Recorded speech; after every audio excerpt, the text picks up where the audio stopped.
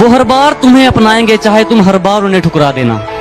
वो हर बार तुम्हें अपनाएंगे चाहे तुम हर बार उन्हें ठुकरा देना। अगर माँ बाप से बड़ी कोई मोहब्बत मिली तो मुझे जिंदा दफना देना। काफी सारे एक्सपेरिमेंट्स के बाद रिसर्च करने वालों ने एक निष्कर्ष निकाला कि एक इंसान मैक्सिमम 45 डॉल यूनिट का दर्द सहन कर सकता है। इससे ज्यादा दर्द अगर इंसान को महसूस होगा तो या तो वो मर सकता है या फिर वो जिंदगी भर के लिए अपाहिज हो सकता है। लेकिन अब मैं आपको एक चौंकाने वाली बात बताने जा रहा हूं। एक माँ अपने बच्चे को जन्म देते समय 57 डॉल के दर्द का सामना करती है। यह दर्द उतना होता है जितना किसी इंसान को उसकी 20 हड्डी एक साथ टूट जाने पर होता है।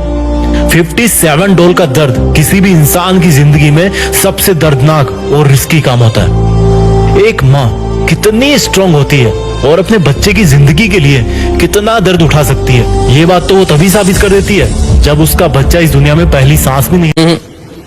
कितने दिन से नहीं सोए हो? 4-5 दिन से। 4-5 दिन। आखिरी बार ठीक से कब सोए थे? कब सोया था? पिछली बार जब अपने गांव गया था, माँ की गोद में सर रख के लेटा था, वहां आई थी नींद। बहुत गहरी नींद आई थी। वो सोता रहा घंटों। नींद तो माँ की गोद में आती है डॉक्टर साहब। कुछ नहीं। क्या इसमें? नौकरी के लिए शहर जा रहा हूँ।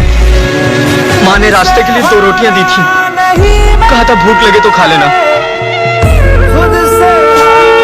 बहुत खुशकिस्मत है यार, एक तो रोटियां ऊपर से माँ के हाथों की बनाई। बोल क्या कीमत लेगा इन रोटियों की? रोटियां बेची नहीं जाती, बांटी जाती हैं। एक तुम रख लो, एक मैं रख लेता हूँ, भूख लगे तो खा लेना। माँ तुम्हारे लिए फोन। अरे वाह, थैंक यू सो मच। इसमें व्हाट्सएप डाउनलोड करके दे दोगे मुझे? बेटा सुनना, इसमें सॉन्ग कैसे डाउनलोड करेंगे? माँ मैं अभी बिजी हूँ, बाद में बताता हूँ। माँ को फोन क्या लेके दे दिया, इरिटेट कर दिए। ये बता वो बता, ये कैसे करूँ, अब इसमें क्या कर सकता हूँ मैं? अच्छा वो छोड़ो, इसमें मेरी हेल्प कर दो। मुझे थोड़ी आता है करने। क्यों नहीं आता? सिखाओगे तो समझूंगा ना। इसी तरह अगर बचपन में तुम्हारी माँ तुम्हें पेंसिल और पेपर के साथ छोड़ देती तो तुम लिखना सीख पाते? नहीं ना, इसलिए सिखाने से चीजें समझ आती। लाओ, तुम्हें क्या सीखना है मैं सब सिखा देता हूँ।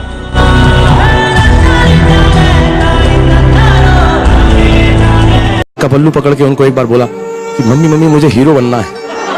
मम्मी ने कहा तुम्हारा कद बहुत छोटा है, श्री अमिताभ बच्चन जी जैसे लंबे बनो। तो बहुत लटका, बहुत झटका, जल नेत्री भी की, लेकिन इतना लंबा नहीं हो सका। तो उनके पास गया और उनको कहा मैंने कि मम्मी मैं तो लंबा नहीं हो सका। तो माँ ने कहा नहीं, मैं उनके फिजिकल लंबे कद की बात नहीं कर रही, मैं उनके काम के कद की बात कर रही हूँ। जब भी कोई काम करो, जब भी कोई कार्य करो तो उसे ऐसे करो कि काम को गर्व हो कि तुमने उसे किया है। और वो बात मैंने अपने पल्लू में बांध ली। और अमित जी को ये नहीं मालूम है कि आज भी जब भी मैं कोई काम करता हूं तो ये सोचता हूं कि मेरे माँ के लफ्ज और आपकी इज्जत कभी कम ना हो उस काम की वजह से। कल पता है मेरे साथ क्या हुआ? नहीं, क्या हुआ? मेरा एक्सीडेंट हो गया था कल। इन गाड़ी पूरी लॉस हो गई, लेकिन तेरा भाई बच गया। और पता है कल मेरे साथ क्या हुआ? क्या हुआ? कल मैं गया था सोने से पहले मैंने मेरी माँ का पैर दबा दिया। कल मैं गया था सोने से पहले मैंने मेरी माँ का पैर दबा दिया और सपने में मौत आई थी मुझे लेने मेरे दरवाजे पर। सपने में मौत आई थी मुझे लेने मेरे दरवाजे पर। माँ की दुआओं ने धक्के मार के भगा दिया। मैं दही में चीनी डालकर खाकर आया हूँ। सब कुछ मंगल हो, मैं दही में चीनी डालकर खाकर आया हूँ। मेरे चाहने वाले होंगे इस महफिल में। मैं आज फिर माँ के हाथों से संवर के आया हूँ। मैं गीता की कसम तो नहीं खा सकता, क्योंकि मेरे लिए गीता, कुरान, बाइबल जो भी है, वो खड़ी वो औरत मेरी माँ है। माँ है मेरी। और आज मैं उस मां की कसम खा के कहता हूं कि गंगा पवित्र है, सीता की तरह पवित्र है ये ऑनर।